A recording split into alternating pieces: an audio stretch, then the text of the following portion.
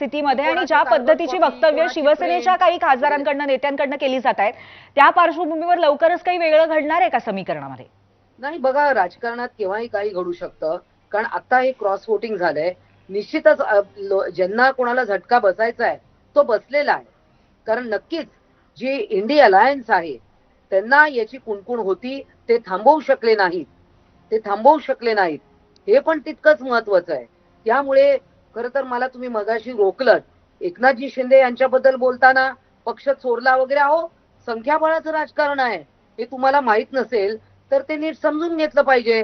त्याच्यामुळे पक्ष चोरला ही जी काय तुम्ही आपण जेव्हा राजसाहेबांबद्दल बोलता तेव्हा विश्वासार्हता बोललात तर त्या प्रश्नाला तशाच प्रकारचं उत्तर मिळणार. माफ करा, मी मध्ये बोलतोय. माझी टीका तेव्हा उद्धव ठाकरेंकडे होती.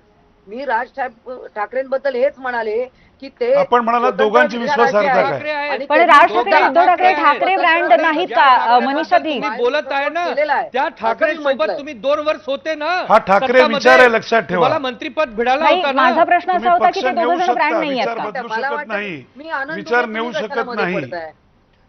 नाही, असा कसा तुम्ही बोलतात? ज्या उद्धव ठाकरे बद्दल तुम्ही बोलतात त्या उद्धव ठाकरे साहेबांच्या नेतृत्वामुळे जे सरकार होती, नेतृत्व खाडी, त्या सरकारमध्ये 2-2.5 वर्ष होते ना तुमचे नेते मंत्री. तर असा नको बोला ना. पण तो रस्ता चुकलेला होता. आम्ही योग्य रस्त्यावर आले सगळे. ते चुकीच्या रस्त्यावर चालले.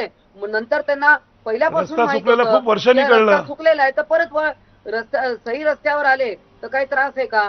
जनतेने पण ते मान्य केलं. जनतेच्या दरबारात देखील जिंकलो. 2.5 वर्षामध्ये 60 आमदार मान्य एकनाथजी शिंदे अविनाशजी तुम्हाला दाखवले. अविनाशजी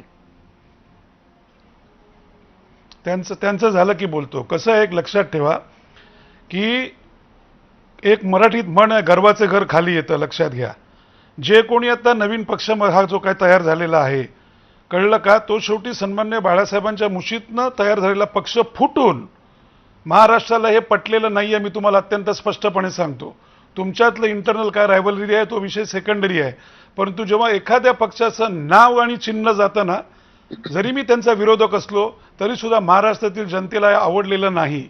हे बघा, यश येतं अपयश येतं तेव्हाचा एक फ्लो असतो, परंतु तो टेम्पररी असतो. ब्रँड नाही आहे ठाकरे हा विचार आहे आणि तो 3 आणि आता 4थी पिढी पुढे नेते. लक्षात ठेवा, टेम्पररी फेजेस ह्या येत असतात. काही गोष्टी अशा असतात, तुम्ही विरोधक असला तरी सुद्धा सत्यापासून लांब जाता येत नाही. ते सत्य जरी कटू असेल तरी तुम्हाला मान्य करायला लागतं. म्हणून मी काही शिवसेनेपासून दूर झाले. 100% राजसाहेबांनी कोणाचाही आमदार किंवा खासदार पळवलेला नव्हता. राजसाहेब पक्ष नाही चोरले, राजसाहेब नाव नाही चोरले, राजसाहेब चिन्ह नाही चोरले आणि राजसाहेबांनी भेट घेऊन पक्ष काढला, स्वतःचे कार्यकर्ते निर्माण केले. तसंच राहिलेलं होतं. राजसाहेबांनी कधीही त्यांच्यावर टीका केली नाही.